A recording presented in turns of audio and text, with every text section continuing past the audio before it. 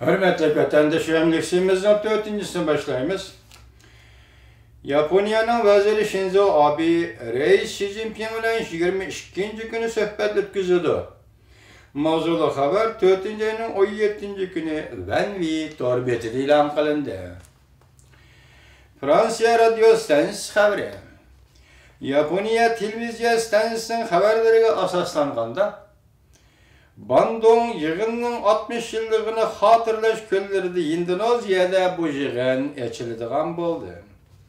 Növbetde Japonya Cumhur iki devlet 22. günü Indoneziyada açıldıgan Asya, Afrika devletlerinin yukarı derecelikle uçuruş yığınında Reis Xi Jinping bilen Japonya'nın veziri Shinzo Abe'nin 22. günü söhbet ötküzdüğanlığı müzakere üstünlük etavatı değildi.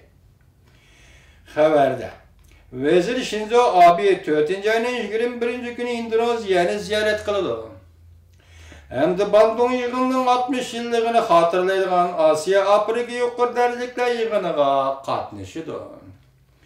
Kıyaslaga asaslanganda Japonya Cumhur iki devlet başlıkları 22. günü söhbet ötküzüldü. Japonya hükümet taraf kişilerinin haberlerde aşkarlanışı, Japonya'nın veziri Shinzo Abe 22. günü Bandung yığınında notuk sözleydi.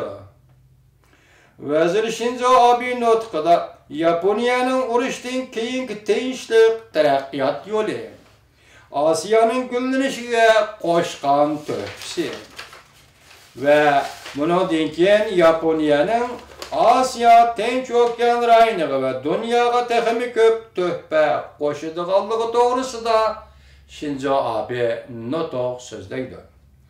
Yaponiya veziri Shinzo Abe urush tarixi to'g'risida o'ylanishni o'ttirg'a qo'yishi mumkin. Lekin buning uchun hech kimdan aql so'ramaydi. Qiyoslaga asoslanganda Cumhur Yaponiya davlat boshliqlari suhbatida urush tarihi meselesi ve Japonya'nın Asya Aslahala Quruluş Bankası'na katlaşış qatarlıq mesele müzakere kılındı. Bu uçuruşu tahlil kılayla Japonya'nın veziri Shinzo Abe efendi bu yıl 8. ayda Asya Tinç Okyan uruş tarihi to'g'risida söhbet bayan kılmakçı buluvatıdı. Lekin hazır aniq bo'ldiki, Shinzo Abe'nin urush tarixini o'ylanganligi aniq. Lekin hech kimdan aql so'ramaydiganligi oshkor bo'ldi. Vezir Shinzo Abe 4. ayning 28. kuni Amerika Qo'shma Shtatlari Washingtonni ziyorat qildi. Hozirgacha Yaponiya veziri Shinzo Abe bilan ko'rishishga, suhbatlashish boyun tavliq qilayotgan Reis Xi Jinping bu qatim qandaqlarcha tuyuqsizla Bandung yig'inida Shinzo Abe bilan suhbat quradigan bo'lib qoldi. Sirlar diplomatik munosabatlar Yaponiya bilan Cumhurning munosabatini yaxshilashdan derak beramdi.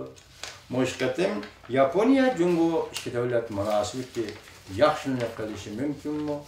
Bo'lmasa bu qatam nemishqa Yaponiyaning veziri Shinzo Abe bilan Cumhurning raisi Xi Jinping efendi Bandungda Indoneziyada nemishqa tuyuqsiz ko'rishadigan bo'lib qoldi. Sirlar